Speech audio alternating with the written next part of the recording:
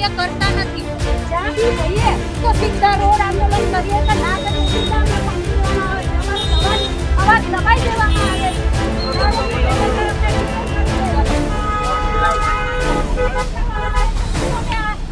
અમે સરકાર સામે અમે ભારતના નાગરિક છીએ, અમારે બોલવાનો હક છે.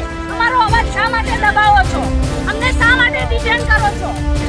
સરકાર અમને જવાબ આપે.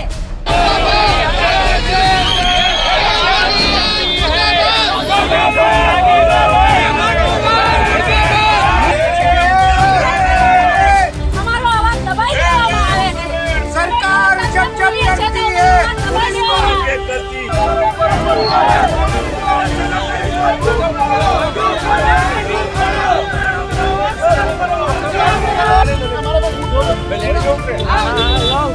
घरे खबर पड़े घरे मत उतर दो घरे वीडियो लगा दीजिए हां उतरने अंदर એટલે ઘરે ખબર પડે ના વીડિયો લઈ ભાઈ શું કરે તું આ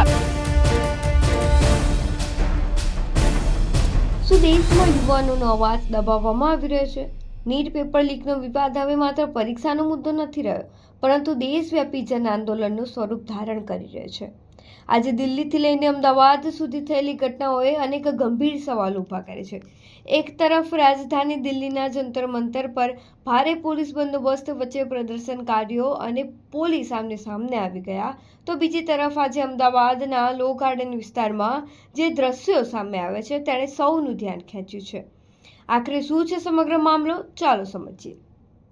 દિલ્હીમાં સીજેપી એટલે કે કોકરોચ જનતા પાર્ટી દ્વારા જાહેર કરેલા માર્ચની શરૂઆત સવારે 9 વાગે થવાની હતી, પરંતુ તે પહેલા જ જંતર મંતર આસપાસ ભારે બેરિકેડિંગ કરવામાં આવ્યું હતું. મોટી સંખ્યામાં દિલ્હી પોલીસ અને આરએએફના જવાનો તૈનાત કરવામાં આવ્યા હતા, જેથી પ્રદર્શનકારીઓને આગળ વધતા રોકી શકાય. શરૂઆતમાં વિરોધ શાંતિપૂર્ણ રહ્યો, પરંતુ લાંબા સમય સુધી રોકવામાં આવતા પ્રદર્શનકારીઓમાં ભારે રોષ ફેલાયો.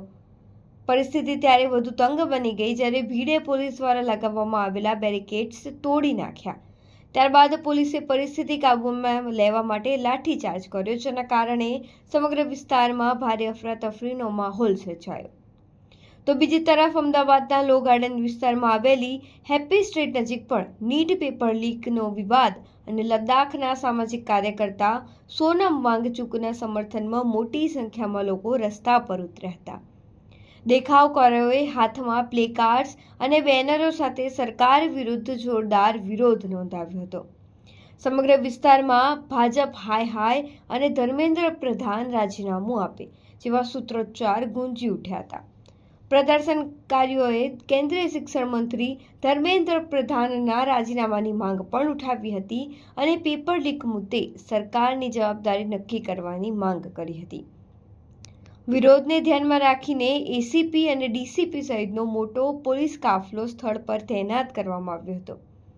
યુથ કોંગ્રેસે અગાઉ પ્રદર્શનની જાહેરાત કરી હતી અને પરવાનગી પણ માંગી હતી, પરંતુ પોલીસ તરફથી મંજૂરી આપવામાં આવી નહોતી. તેમ છતાં કેટલાક યુવાનો બાબા સાહેબ આંબેડકરનું પુસ્તક અને બેનરો સાથે હેપી સ્ટ્રીટ પહોંચી ગયા હતા. જેમ જ પ્રદર્શનકારીઓએ સૂત્રોચ્ચાર શરૂ કર્યા તેમ પોલીસે પણ કાર્યવાહી શરૂ કરી હતી. પોલીસને જોઈને કેટલાક યુવાનો ભાગવા લાગ્યા, પરંતુ પોલીસે તેમની પાછળ દોડીને અટકાયત કરી હતી. રસ્તા પર બેસીને વિરોધ કરી રહેલી મહિલા પ્રદર્શનકારીઓને મહિલા પોલીસ કર્મચારીઓએ ઉઠાવીને પોલીસ વાહનમાં બેસાડતા પોલીસ અને પ્રદર્શનકારીઓ વચ્ચે ધક્કામુક્કીના દ્રશ્યો પણ સર્જાયા હતા. એક મહિલા પ્રદર્શનકારીએ આરોપ લગાવ્યો કે રેપિસ્ટો બહાર ફરી રહ્યા છે અને વિદ્યાર્થીઓ માટે અવાજ ઉઠાવનારાઓને પોલીસ પકડી રહી છે. નીટ પેપર લીકથી અનેક વિદ્યાર્થીઓનું ભવિષ્ય બગડ્યું છે, તેથી અમે ન્યાયની માંગ માટે અહીં આવ્યા છીએ. આ દરમિયાન અમદાવાદના સારંગપુર વિસ્તારમાં પણ ઉગ્ર વિરોધ જોવા મળ્યો હતો. પ્રદર્શનકારીઓએ ઇન્કલાબ જિંદાબાદના ગગનભેદી નારા લગાવ્યા હતા અને કેન્દ્રીય શિક્ષણ મંત્રી ધર્મેન્દ્ર પ્રધાનના રાજીનામાની માંગ સાથે સરકાર વિરુદ્ધ જોરદાર વિરોધ નોંધાવ્યો હતો. પોલીસે ત્યાં પણ પરિસ્થિતિ કાબૂમાં રાખવા માટે ચુસ્ત બંદોબસ્ત ગોઠવ્યો હતો. આ સાથે જ આજે સાંજે 6 વાગ્યે એમજે લાઇબ્રેરી બહાર વધુ એક વિરોધ પ્રદર્શન યોજવાની જાહેરાત કરવામાં આવી છે.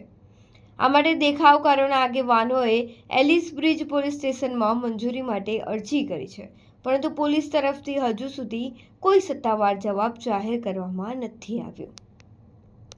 હવે સૌથી મોટો સવાલ એ છે કે શું આ વિરોધ પ્રદર્શન આગામી દિવસોમાં વધારે ઉગ્ર બનશે? શું સરકાર પ્રદર્શનકારીઓની માંગણીઓ સ્વીકારશે કે પછી આંદોલન વધુ વિસ્તરશે? આ સમગ્ર ઘટનાક્રમ પર દેશભરની નજર ટકેલી છે અને આવનારા દિવસોમાં સરકાર તથા વિરોધ પક્ષ બંનેના આગામી પગલાં ખૂબ જ મહત્વપૂર્ણ સાબિત થઈ શકે છે. આ મુદ્દે તમારો શું અભિપ્રાય છે અમને કોમેન્ટ કરીને જરૂર જણાવો. સાથે જ આવા મહત્વપૂર્ણ અને વિશ્વસનીય સમાચાર માટે અમારી ચેનલને સબસ્ક્રાઇબ કરો, વિડીયોને લાઇક કરો અને વધુ લોકો સુધી પહોંચાડવા માટે શેર કરવાનું ભૂલશો નહીં.